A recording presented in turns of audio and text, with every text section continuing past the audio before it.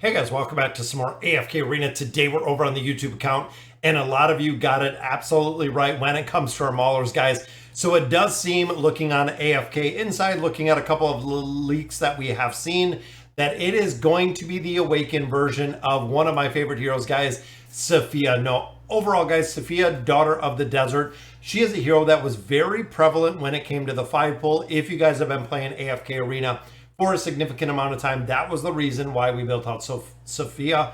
Overall, her abilities work incredibly well with the original version. Now, Scatterbolt, of course, hitting multiple targets, but it also provided some crowd control within there. Now, looking at the game code, so there has been a new event and a new game code that has kind of been data mined. It is called the Game of Desires, which again kind of goes hand in hand with the Daughter of the Desert, with the Awakened Hero with the code name SQ.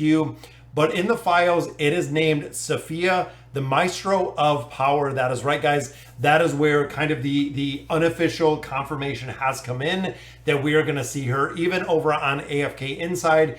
We do have some pics that I'm going to share with you to really see exactly how she looks and see how she is going to be built.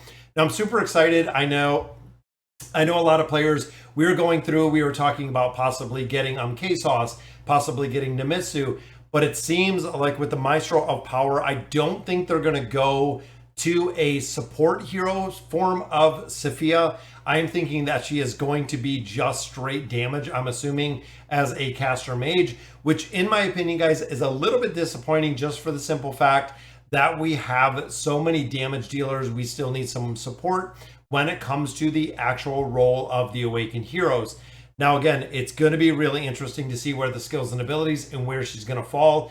Because as we know it today, guys, number one to build as of today, without the addition of Sophia, the Maestro of Power, is the Awakened version of Belinda. This has been the absolute strongest Awakened hero that we have ever seen. Again, year to date, or Awakened hero to date, as of yet, this is by far the strongest hero, guys.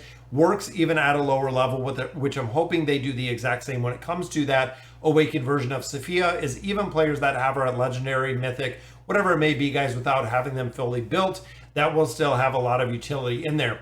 Now, after we do the Awakened version of Belinda, question I always get all the time, next one is still Solus, guys. Now, she still does remain the only support hero that we have within the Awakened heroes, still super strong within that role. And when you look at the Awakened version of Belinda, when you look at the Awakened version of Solus, both of these heroes are used in an incredible amount of AFK Arena, which is the reason why really advising building that Awakened version of Belinda first.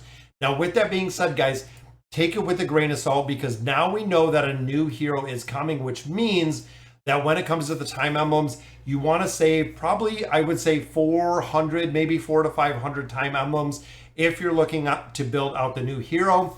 Because essentially what could happen, and this is again what a lot of players have kind of been talking about, what we could see with the time emblems or with the heroes is the Awakened version of Sophia could actually drop, and then we see her kind of on the same level of Brutus, of Baden, of the Awakened version of Athalia, because pretty much after you get through Belinda, after you get through Solus, then you look at Brutus, you look at the Awakened version of Baden, two very strong heroes. When you look at the Cursed Realm, they are in all of the formations. When you look at the Twisted Realm, you are also seeing Baden in there. But then when you also look at the Nightmare Corridor, again, you are seeing these heroes within there. Treasure Scramble, the exact same, which can be the same said with the Awakened version of Athalia. We are seeing her as the best in slot within the Treasure Scramble right now with the damage that she is putting out. But overall, when you look again, so when you get to kind of that third tier, or the third version of the Awakened heroes, Baden, the Awakened version of Athalia, Brutus, but you also do have Matria in there. Now, of course, Matria running with other Hypo heroes. The Hypogen faction does incredibly well within the Treasure Scramble with that specific game mode. But with that being said, when you look at other game modes within the Cursed Realm, within the Nightmare Corridor, she is actually not run with other Hypo heroes, which again is kind of interesting because of the SP effect that she does possess within those formations, and also the utility that we're seeing. So when it comes to, again, kind of that third tier, we have Brutus, we have Baden, we have Athalia, we have Matria. all of them have a lot of utility. It seems overall Brutus is having a little bit less utility as we've seen the heroes kind of progress. Because remember, guys, at this point, we are going on, what, a year and a half, almost going on 2 years of Awakened Heroes. So again, it has been unofficially confirmed at this point, guys, that the Awakened version of Sophia is going to be coming. Again, a lot of players kind of super stoked about it. I had kind of mixed reviews at first, looking at kind of the Mauler faction at first, but I do love Sophia. And again, the old school formation that we kind of used to use with Sophia, which it would be really interesting to see if they kind of did bring it back, was of course running Sophia, and then we ran Skarath, and then it was running Leica and Orin, or excuse me, Iran. This was kind of the 5-pole formation.